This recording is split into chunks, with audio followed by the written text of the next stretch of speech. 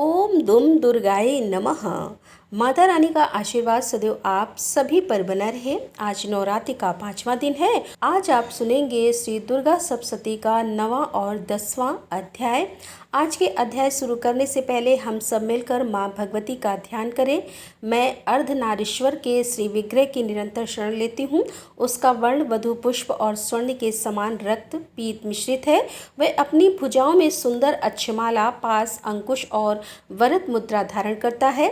अर्धचंद्र उसका आभूषण है और वह तीनों नेत्रों से सुशोभित है। ओम नमः चंडिका। नवें अध्याय में निशुम्भ वध का वर्णन किया गया है। राजा ने कहा कि भगवान, आपने रक्त बीज के वध से संबंध रखने वाला देवी चरित्र का यह अद्भुत महात्म्य मुझे बतलाया है। अब रक्त बीज के मारे जाने पर अत्यंत क्रोध में भरे हुए शुंभ और निशुम्भ ने जो कर्म किया उसे मैं सुनना चाहता हूँ। तब मार्कंडेय ऋषि जी कहते हैं कि राजन, युद्ध में रक्तबीज तथा अन्य दैत्यों के मारे जाने पर शुंभ और निशुंभ के क्रोध की सीमा नहीं रही। अपनी विशाल सेना इस प्रकार मारी जाती देख निशुंभ रोष में भरकर देवी की ओर दौड़ा। उसके साथ असुरों की प्रधान सेना थी। उसके आगे पीछे तथा पार्श्व भाग में बड़े बड़े असुर थे जो क्रोध से ओट चबाते देवी को मार डालने के लिए आए। महापराक्रमी शंभु भी अपनी सेना के साथ मात्र गणों से युद्ध करके क्रोधवश चंडिका को मारने के लिए आ पहुंचा। तब देवी के साथ शुंभ और निशुंभ का घोर संग्राम छिड़ गया। वे दोनों दैत्य मेघों की तरह बाणों की भयंकर वर्षा कर रहे थे।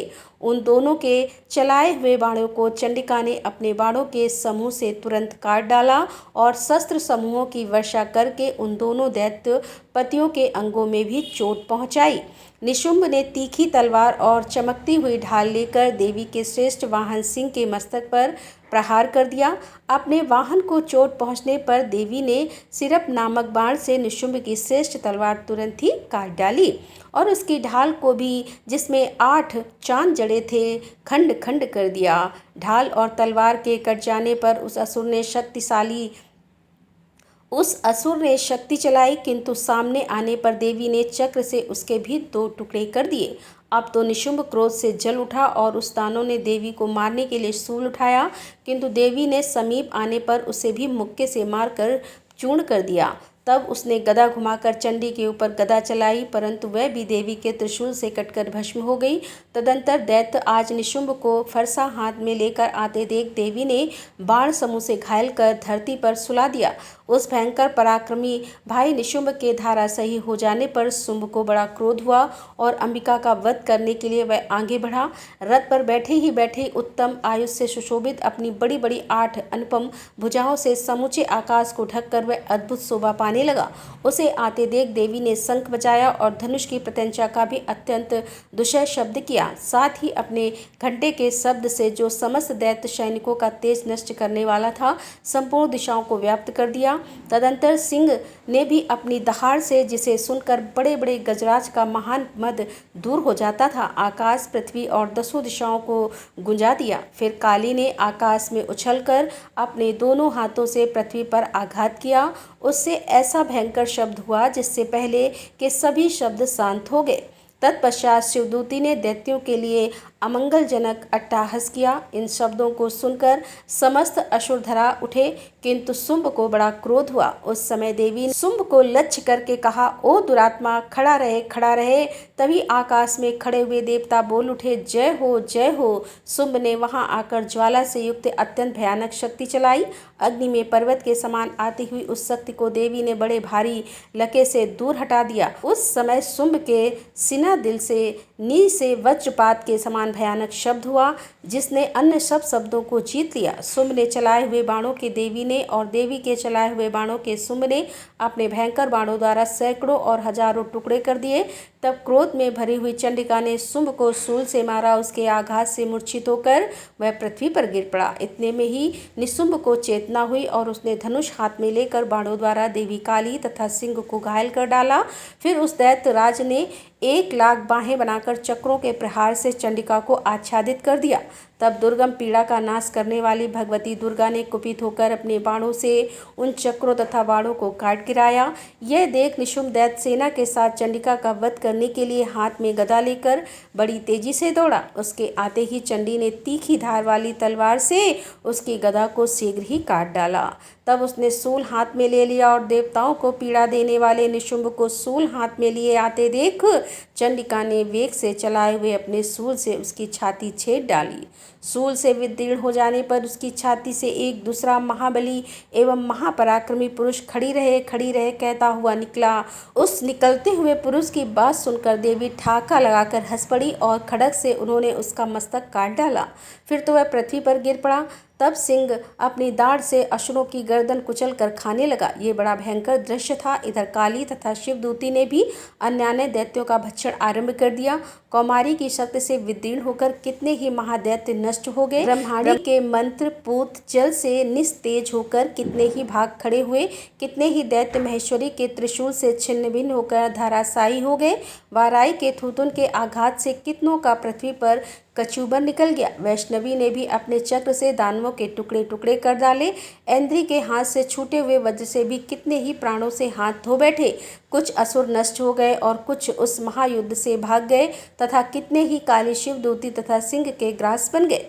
जय माता दी। इस प्रकार श्री मार्कंडेय पुराण में श्रावण मनवंतर की कथा के अंतर्गत देवी महात्म्य में निशुंभ वध नामक 9वां अध्याय पूर्ण हुआ। अब सुनिए 10वां अध्याय जिसमें शुंभ वध का वर्णन किया गया है। 10वें अध्याय को शुरू करने से पहले हम सब मिलकर माँ जगदम्बे का ध्यान करें। मैं मस्तक पर अर्धचंद्र धारण करने वाली शिव शक्ति स्वरूपा भगवती कामेश्वरी का हृदय में चिंतन करती हूँ।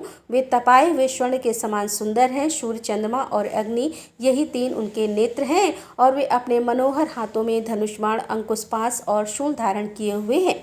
मार्कंडेय ऋषि जी कहते हैं कि राजन अपने प्राणों के समान प्यारे भाई निशुंभ को मारा गया देख तथा सारी सेना का संहार होता जान शुंभ ने कुपित होकर कहा, दुष्ट तुर्के, तू बल के अभिमान में आकर झूठ मूठ का घमंड न दिखा। तू बड़ी मानती बनी हुई है किंतु दूसरी स्त्रियों के बल का सहारा लेकर लड़ती है। तब देवी ओ दुष्ट, मैं अकेली ही हूँ। इस संसार में मेरे सिवा दूसरी कौन है? देख, यह मेरी ही विभूतियाँ हैं, इसीलिए मुझ में ही प्रवेश कर रही हैं। तदंतर ब्राह्मणी आज समस्त देवियाँ अंबिका देवी के शरीर में लीन हो गई। उस समय केवल अंबिका देवी ही रह गई। तब देवी बोली, मैं अपनी ऐश्वर्य शक्ति से अनेकों रूपों में यहाँ उपस्थित हुई थी। उन सब रूपों को मैंने समेट लिया। अब अकेले ही युद्ध में खड़ी हूँ, तुम भी स्थित हो जाओ। मार्कंडेय ऋषि कहते हैं कि राजन, तब देवी और शुंभ दोनों में सब देवताओं तथा दानवों को देखते देखते भयंकर युद्ध छिड़ गया। बाणों की वर्षा तथा तीखे शस्त्रों और दारुण अस्त्रों के प्रहार के कारण दोनों का युद्ध सब लोक के लिए बड़ा भयानक प्रतीत हुआ। उस समय अंबिका देवी ने जो सैकड़ों दिव्य अस्त्र छोड़े, उन्हें दैत्य आज शुंभ ने उनके निवारक अस्त्रों द्वारा काट डाला। इसी प्रकार शुंभ ने भी जो दिव्य अस्त्र चलाए, उन्हें परमेश्वरी ने भयंकर हुकार शब्द के उच्चारण आदि द्वारा खिलवाड़ में ही नष्ट कर डाला।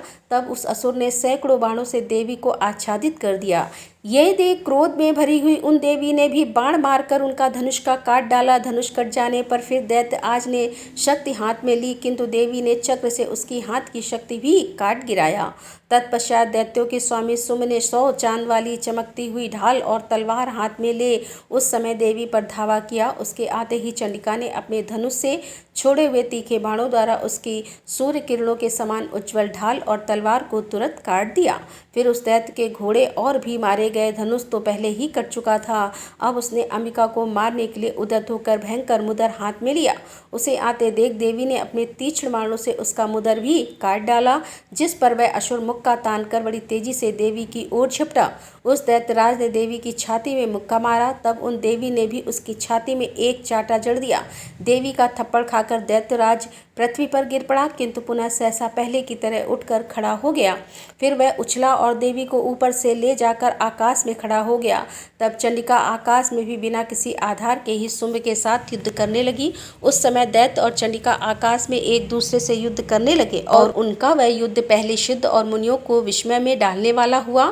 फिर अंबिका ने शुंभ के साथ बहुत देर तक युद्ध करने के पश्चात उसे उठाकर घुमाया और पृथ्वी पर पटक दिया। पटके जाने पर पृथ्वी पर आने के बाद वह दुष्टा आत्मा दैत्य पुनः चंडिका का वध करने के लिए उनकी ओर बड़ी तेजी से दौड़ा। तब समस्त दैत्यों के राजा शुंभ को अपनी ओर आते देख देवी ने त्रिशूल से उसकी छाती छेदक कर उसे पृथ्वी पर गिरा दिया।